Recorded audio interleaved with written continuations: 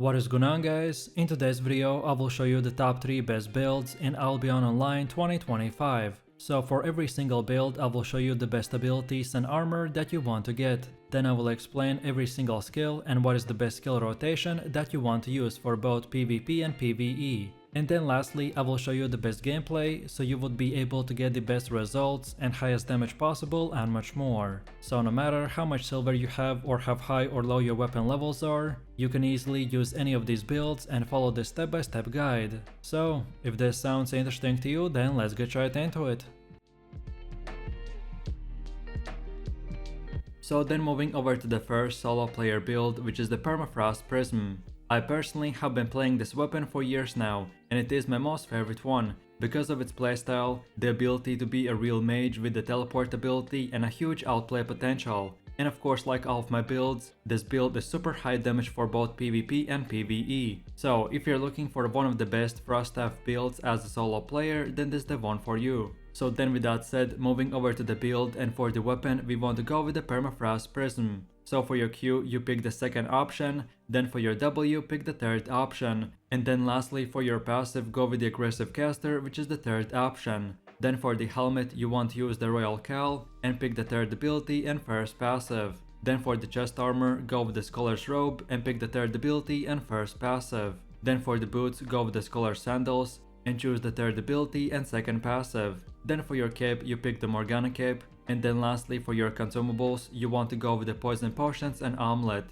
But then for alternatives, specifically for PvP, if you don't like the Scholar Sandals, then go with the Cleric Sandals, and this will give you another teleport ability, and you want to pick the third ability and second passive.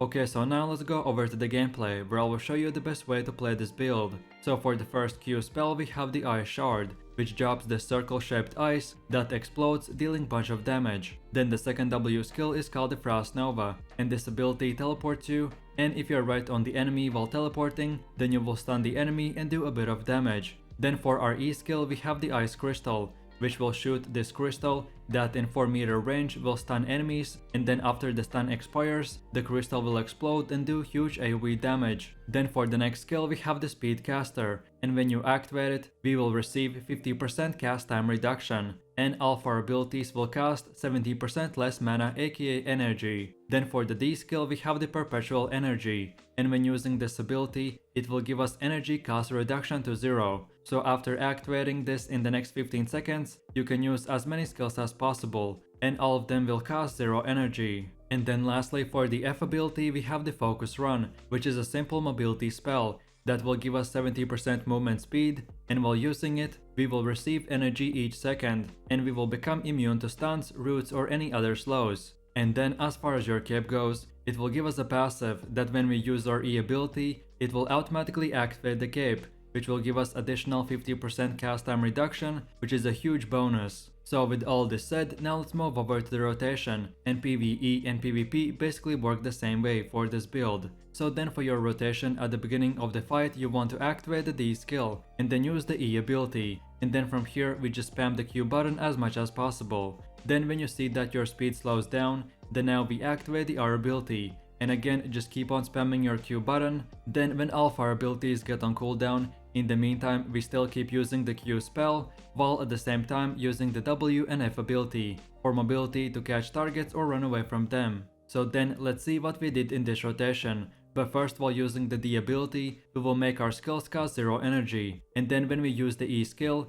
it will activate our cape, and we can spam our Q button for very quick and easy damage. Then when we slow down and our cape ends, then now is the time to use the R skill, because our other ability that gives us 0 energy is still active. So like I said, we use the R skill, which is the second speed boost, so we spam again the Q ability, and that's about it. The main strength in this build lies in how much Q abilities you can use, and as we have a lot of energy reduction, teleport and a huge AoE spells, we basically have everything we need for any type of solo content. So then in my quick summary, if you're looking for, in my opinion, the most fun and the highest damage build in Albion Online 2023, then for sure check this one out and have fun. So then moving over to the second build, which is the Hand of Khor, aka the Great Axe, and this setup is the best solo player self-healing build in Albion Online. So most of our abilities will give us a lifesteal, which means that when we activate our particular abilities in particular order, and then when we attack the enemies, we will receive healing back for each hit we do to the enemy. So if you're looking for the best solo lifesteal build, then this is the one for you. So then moving over to the build, and for the weapon we want to go with the Hand of Khor. So for your Q you pick the second option, then for your W pick the fourth option, and then lastly for your passive go with the Deep Cuts, which is the first passive. Then for the helmet you want to use the Mage Cowl and pick the third ability and first passive. Then for the chest armor go with the Mercenary's Jacket and choose the third ability and second passive. Then for your boots get the Demon Boots and choose the third ability and second passive. Then for your cape you pick the Tet for cape, and then lastly for your consumables you want to go with the Poison Potions and Beef Stew. But then for alternatives, specifically for PvE, if you don't like the Demon Boots, then you can go with the previous build Scholar Sandals and choose the third ability and second passive.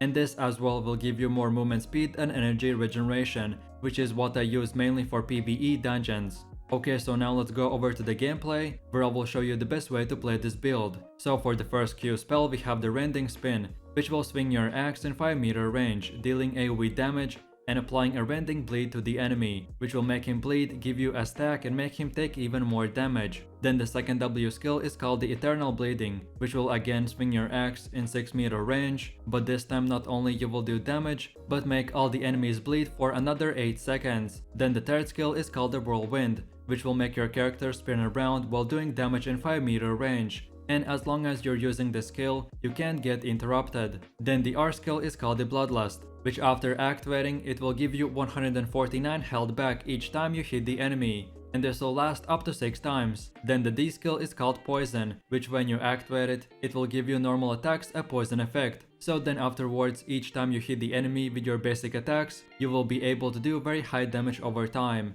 And then lastly we have the Vengeful Sprint, which will increase your movement speed by 20% and attack damage by additional 4% for each 10% health that you are missing. So I usually use this spell when I'm around 50% HP, and this will give us a super boost in speed and damage. And then of course, let's not forget about our cape, and we are using the Tet for cape, which after every 15 seconds will do magical damage. So when you simply attack the enemy with your basic attacks, every 15 seconds, this will give us a nice extra damage in the background. So with all of this said, now let's move over to the rotation, and PvE and PvP basically work the same way. So then for your rotation, at the beginning of the fight you want to aggro a bunch of monsters, or just attack another solo player. Then afterwards use the Rending Spin, and then right after the Internal Bleeding. Then now activate the R ability, and then right after use the Whirlwind. Then after all of your weapon skills are on cooldown, then now we activate the D skill, and then from here we keep on using your normal attacks till your other abilities come back up. And then of course lastly, when you're low health or in bad position, then we use the F ability and run away or towards the enemy. Or if you are just strictly doing PvE farming in dungeons, then like I said, I recommend to use the Scholar Sandals and then just use the F ability to regain energy. So now let's see what we did in this rotation. But first, while aggroing a lot of monsters or just finding a player, you will be able to clump up all of your targets and damage all of them all at once. So then we first of all use the Rending Spin and Internal Bleeding to do AoE damage and make our enemies bleed. Then now we use the Bloodlust, which will activate our health restoration.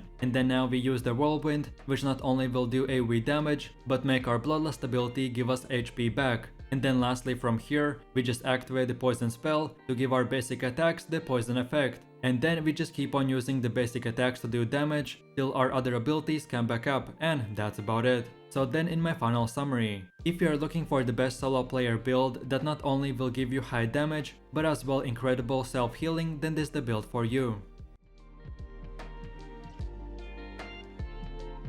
So then moving over to the last and final solo build, which is the Bloodletter. And this build is mainly used for corrupted dungeons and open world PvP, but with few changes it can be useful for fame farming as well. So if you're looking for the best solo PvP and the fastest mobility build, then this is the one for you. So then moving over to the build, and for the weapon we want to go with the Bloodletter. So then for your Q you want to pick the second option, then for your W get the fifth option, and then lastly for your passive select the Deep Cuts, aka the first option. Then for your offhand get the Mistcaller, then for the helmet go with the Spectre's Hood and select the third ability and first passive. Then for the armor get the Stalker's Jacket and select again the third ability and first passive. Then for your shoes get the Scholar Sandals and select the third ability and first passive. and then for the cape get the Tet for cape, and then lastly for your consumables get the poison potions and roast pork. Okay, so now let's go over to the gameplay where I will show you the best way to play this build. So for the first Q spell we have the Deadly Swipe, which will leap towards the enemy dealing damage in 3-meter range and applying 1 Assassin Spirit stack.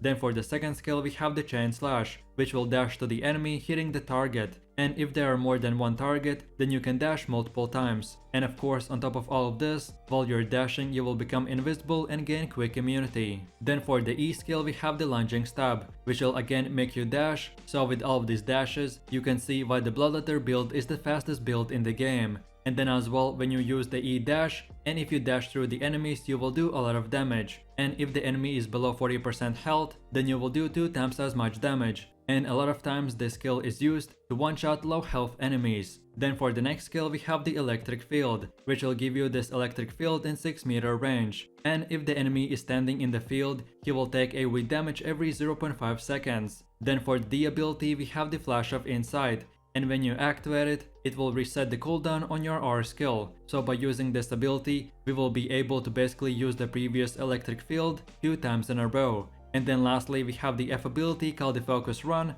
and Tet for cape, which I already covered in the previous build. So with all this said, now let's move over to the rotation. And PvE and PvP work the same way. So then for your rotation, at the beginning of the fight you want to use the Q, then activate your R ability and then keep on using your normal attacks. Then when your electric field ends, then use the D skill to reset the cooldown on the field, so then right away activate it again. And then lastly, when the enemy is low health, use the Lunging Stab, and save the W for just more extra damage, or just take the advantage of the quick immunity and use it for defensive reasons. So now let's see what we did in this rotation. But first, while using the Q spell, we will do damage and close the distance between us and the enemy. Then now we activated the R ability to deploy the electric field, which will do a lot of AoE damage. Then from here we just keep on using normal attacks till the field ends, and then when it does we use the D skill to get the electric field once again, so then we use it again, and then lastly to finish enemies we use the Lunging Stab and Chain Slash, and that's about it. So now for my last and final conclusions. If you're looking for the fastest solo player build that will not only give you the ability to one-shot enemies, but will give you incredible speed to catch or run away from the enemies, then this is the one for you, so have fun. And that's about it. So I really do appreciate everyone for watching guys, and I hope you enjoyed it. And while you're doing that, please click like, subscribe and enable that notification bell, so this way you could support the channel and you won't miss any more amazing content from me. With all this said, you have an amazing day and I will see you in my next video. So take it easy, peace.